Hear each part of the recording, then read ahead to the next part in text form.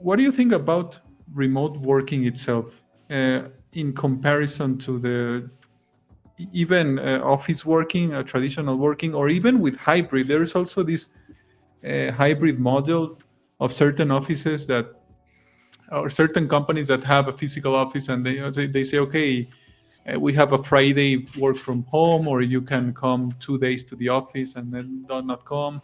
And there's also this purely remote working that basically you can work from everywhere. Mostly is you will work from your home, you will set your office. What do you think about this, and what are the pros and cons that you have seen? So yeah, uh, I can start that remote working when you're first starting out. You might confuse it with freelancing because you can be a full freelancer and just dedicate yourself to freelancing and be a fully remote self-employed worker, or you can be an employee or a contractor to a certain company, right? And first of all, I wanted to like clear the air on that. Like, if you're looking for stability, I would much rather go as a contractor or the employee route of remote working. So find a company that's either fully remote or has a dedicated remote team. If you want to go and be self-employed and you want to go like freelancer, there's like Upwork and there's different websites, but it involves a little more risk. In my experience, I've seen that even though you manage your time freely as a freelancer, you might not have a paycheck if you don't complete the job, right? And maybe the job requirements are horrible. You have to build out a reputation, and I find it to be a little more tedious and at the end of the day not as rewarding economically and experience wise as working as an employee or a contractor. Contractor, you can have more unless you're asked for exclusivity. You can have multiple contracts and work for different companies, but that all depends on how you manage your time, right? And I've also seen people say that there's no micromanaging when you're a remote worker. And compared to the office, I think the micromanaging would be different. And it also depends on the company you're at. Like when I was at the office and I like the experience I shared with the managers, like I'm gonna sit behind you and see you work. Any programmer that is hearing this are like, what? Like you Google stuff, you go to Stack Overflow, you see forums, you read maybe for some strange reason your Webpack configuration's not working, or you're trying to like create React to a new version, right? So there's different things you need to start reading, and maybe the person who's behind you, hey, what's up? The person that's behind you doesn't even understand what you're doing, and you're just Googling stuff. I'm like, damn, let me work, you know? So that's one type of micromanagement that happened to me while I was at work. Remotely, not me, not in SibDev or in my current company where I'm at. I've seen friends who transitioned from office working to remote, and they have trackers, and they're really invasive trackers. And if they're using their personal computer, they get tracker installed in their personal computer, which if they're inactive for like 10 seconds, if they're not moving the mouse or they're not typing, it will take a screenshot of their current action. And their own system kind of determines when they're working and when they're not, and they have a clocking like setup. I find that's horrible. Like personally, Agree. if a company does that to me, I feel like they don't trust their employee. You can do remote working. Just a parenthesis. You can continue. Remote working doesn't guarantee there's not going to be micromanagement, right? Yeah, yeah, In that sense. exactly. So like, my friend had to stay in the computer, couldn't like really take like bio breaks.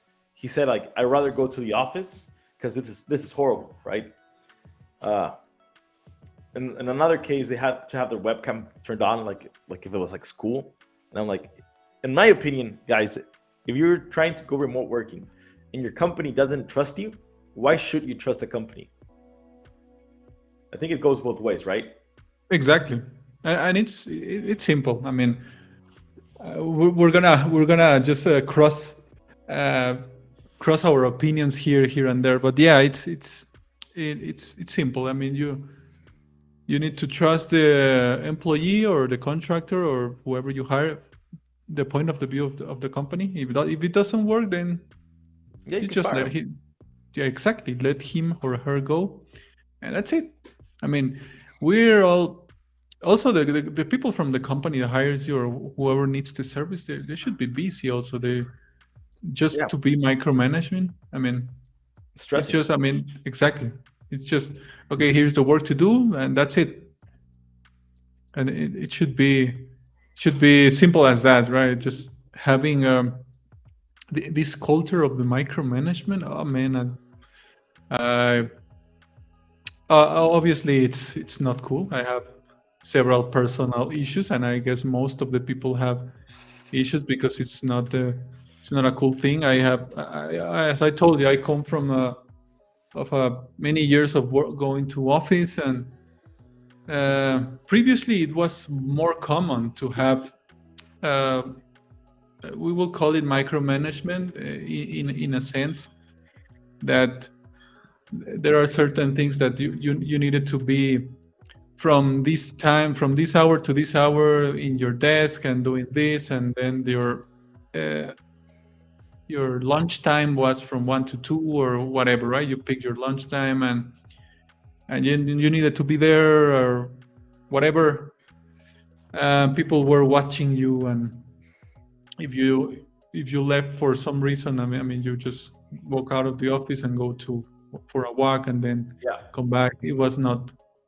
Uh, People will start asking questions and those kind of things, right? Like yeah. Why are you leaving? And yeah, exactly. And it was. I mean, I will say it was really common in my. I mean, 10 years or 10 years ago, or even 15 years ago, we'll say. It was really common to have that to be in, to have a like it's really common nowadays still to have like a specific office. You need to be sat down. You cannot leave without permission. Those kind of things. It is still common, and it was like the normal way yeah. It kind of those felt days. like And a company owned you, right? For yeah, and people we were all okay with that because that was the only way. hmm. Now this new culture comes, and even without remote working now the without even people in the offices now, there's there's not the need for micromanagement. People we need to be kind of free in a sense that we can do our stuff. We need to, if we walk away, then to because we need a mental break or whatever, or we Yeah, need to get coffee, or you need to talk to your colleague because you need to talk to him. You're not gonna talk for an hour, but maybe you need 10 minutes. Those kind of things uh, are normal, and it's cool now these days. And who knows in the future how things will be, right? yeah, yeah. I think things are transitioning into not either fully remote or fully office. The third option you mentioned, where it's the middle ground, 2 days in the office or optional office days, because I do see productivity in the office and also sociability. Like I do talk to my coworkers via Zoom, Slack, but I haven't really met most of them physically. It's kind of weird. Like I feel I know them, but at the same time, they're nothing but a screen. So I really enjoyed like the conversation, the water cooler conversation that we had, or like the out of the bathroom talks, the drinks after work. There's a certain like environment that happens out of work when you go to the office, because since you're interacting face to face, you're essentially building out a relationship, a working one, but you're building out a relationship that can blossom into socializing with other people. And that's something that I think it's good for your mental health. When you're fully remote, you have to search the sociability, because think about it with COVID and stuff like that. And if you're a fully remote worker, why in you really don't have a reason to leave your room or apartment or house. It's kind of weird. You can Uber Eats, you can ask for the groceries out of like a delivery service. You can get Amazon and order whatever you want, and you get paid right in your house.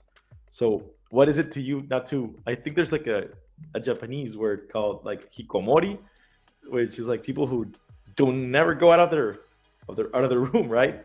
So why? How can you stop people who are not very social to not literally just isolate themselves into like their own world, right? But there's definitely advantages to remote working. Like I'm able to save a lot of money from commuting, from the food of eating out. Uh, Really, my computers, my livelihood, and my expenses go down a lot. So I get to work with international companies, and salaries are higher always if you find work at a first like at like a first world country, and you can work in the UK, you can work in the States, you can work in Canada, and don't need to migrate there. So me as a Latin American worker, it's amazing where I can get higher incomes with better quality companies, and I really do not have to move to a totally different country to go get those benefits, right? Which I think was not really possible 10 years ago, 15 years ago. If you wanted to like get a higher standard of living, a lot of people chose the migration route, right? I'll go to the States or go to another country where I can get better opportunities. Now opportunities are knocking on our doors. I know, uh, Hector, you have a lot of offers, and I know my friends are getting a lot of offers, and I feel the at least for our type of work, there's better opportunities remotely than physically. At least here where I'm from. So that's the biggest plus.